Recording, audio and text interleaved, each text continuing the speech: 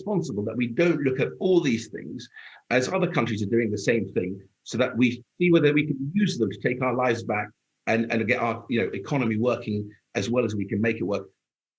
So this is very much a work in progress at the moment. It is something that is being looked at, but looked at kind of positively by the government.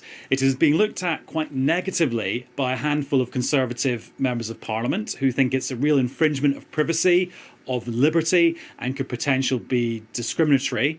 What will really matter, though, is the position of the Labour Party, because if they vote against it, then there is a prospect of this not getting through Parliament. And have a listen to Jonathan Ashworth, the Shadow Health Secretary for Labour, who does not sound convinced at all. The problem is the government actually haven't produced the piece of legislation which highlights the details of how this is going to work. Nadeem Zahawi this morning just wanted to stress that it is not happening anytime soon. You'll be able to go to the pub garden and enjoy it on Monday, as the PM will do, as many of us will do. You'll be able to go in a pub, hopefully on 17th of May, if we continue to follow the rules and vaccinate at scale, and of course look at the data in 5 weeks hence, and not need any form of certification. By H&M, they have to produce a vaccination certificate on their phone on an app. I think that's discriminatory. As the position currently stands, as put forward by the government yesterday, shops like H&M and Next would be able to use this. It would only be supermarkets and essential shops that would be exempt. So on that basis, it looks like Labour would vote against it, which means any vote would be incredibly tight. But I reiterate, it's still early days in this process.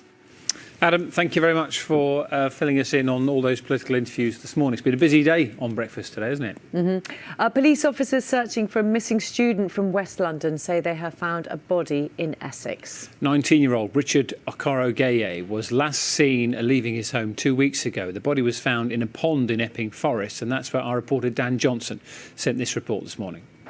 Well, the police are still at work here in Epping Forest this morning. More officers arriving all the time because there's work for them to do in establishing the identity of that body they discovered in a pond near here. No evidence yet of who that may have been or whether that meeting did indeed exist. The police working to identify the body that they found near here and to establish a cause of death. Certainly, Richard had been struggling through lockdown, his mother says. He'd been finding things difficult with his studies and he'd left home without his medication. Now, sadly, the signs are that this is a tragic end to this case, but the police still at work here trying to confirm the details. Dan Johnson, BBC News in Epping Forest. A man will appear before magistrates today charged with driving a car that struck and killed a baby boy in his pram. 2-week-old Kieran Lee Morris was being pushed along the pavement in Brown Hills in the West Midlands when the collision took place on Easter Sunday afternoon. Peacocks has been brought out of administration after a group of international inventors stepped in. The last-minute intervention staves off the threat of closure for 200 stores and the loss of around about 2,000 jobs. It is 9 minutes past 8 and Carol's here to take us through the minus temperatures mostly, aren't they, Carol? Morning. Higher. Lou and Dan. Thank you very much. Thank you. Thank you, Carol. I probably need to clear something up. Do you want to clear something up that you've just said? Well, I think I might have said a group of inventors were thinking of saving peacocks. It's actually investors, of course. It's not like Alexander Graham Bell and Thomas Edison are getting involved. What do you know about peacocks that I don't know that inventors want to invest in? I saw you sort of look at me while I was talking about that. What are you on about, Walker? Yeah, investors, not inventors. Yep. It is official. Just under a week to go now until we can have a drink and a meal at a pub or restaurant in England. Of course, though, we will have to be sitting outside. Yeah, Nina has been in Liverpool this morning where the weather looks amazing, but it is rather chilly, Nina. And you can talk to us about, I suppose, what many venues right across England are preparing for next week. Yeah, that's right. Good morning from sunny Liverpool. As you said, it looks beautiful, but trust me, it's pretty cold. Have a look behind me. There are the Liver buildings who look down on this glorious city. You've just missed a ferry crossing the Mersey. And over this way, there are literally dozens of pubs, restaurants, nightclubs, desperate to get this lively city back on track. Now, inside you needed to do it, but it was a smaller area. So the economies of scale just keep getting worse, actually, for us. But for us, this first 5 weeks is about reintroducing people back to the venue. Hopefully, we've got some really, really good weather planned. And again, it's about giving people the confidence to go out and get things back to normal again. And you're due a big knees up because Mark Boyles turned 150 years old in lockdown, didn't it? It did, yeah. So and it was kind of the lamest birthday ever. I'm sure you'll make up for it. We will do. They always do definitely. in Thank Liverpool. And if you're living in Scotland or in Wales, you'll have to wait until the 25th of April. Northern Ireland, there's still not certainty around when hospitality will reopen. For goodness sake, there are lots of venues saying to us, if you have booked a table over the coming weeks, make sure you turn up. Thank you for that, Nina. I think there's one or two people who are planning a slightly bigger birthday bash to make up for a quiet one. Yeah, some people have sort of double birthdays in lockdown, haven't Yeah. they? Thanks, Nina.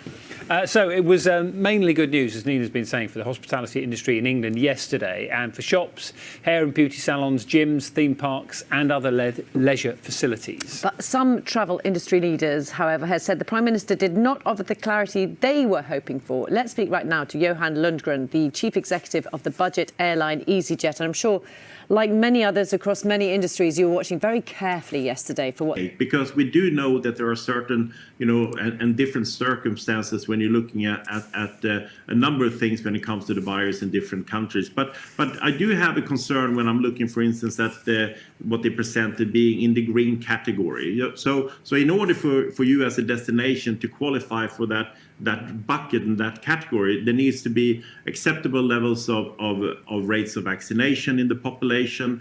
There needs to be controlled levels of also the infections in itself, and also then low prevalence of variants of concerns. And so some of the concerns that I have. So that's your concern, that it should be lateral flow for those so-called green countries. Also, there was, last year, some people... Even if the flight operates, but you can't travel because of restrictions that are put in place, we will give you cash 100% refund back. But I think the whole of the industry has adapted itself to have very generous policies when it comes to this. But I think that the government is also looking to learn from what happened last year, to make sure that there can be an early signal if a destination is, for instance, in green and heading towards amber, that it simply won't come overnight, that there will be data available to means that there will be time for customers to adapt itself to that. OK, Johan Lundgren from EasyJet, thank you very much for your time.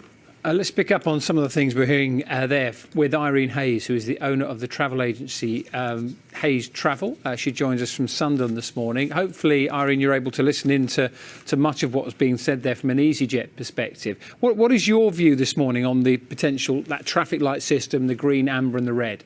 I know it was light on detail yesterday, but I think that that's what we expected, really. And providing over the coming weeks, I think we've got nearly 6 weeks to go before May the 17th. If those holidays do go ahead, then we know that everybody's still waiting to take a holiday. We have people on the phones every single day saying, do you think we're ready yet? Right, well, we are aware there are people who are desperate out there as well. Thank you very much for that, Irene. Very good to talk to you. That's Irene Hayes from Hayes Travel. It is 8:29, time now to get the news, the travel and the weather wherever you are this morning.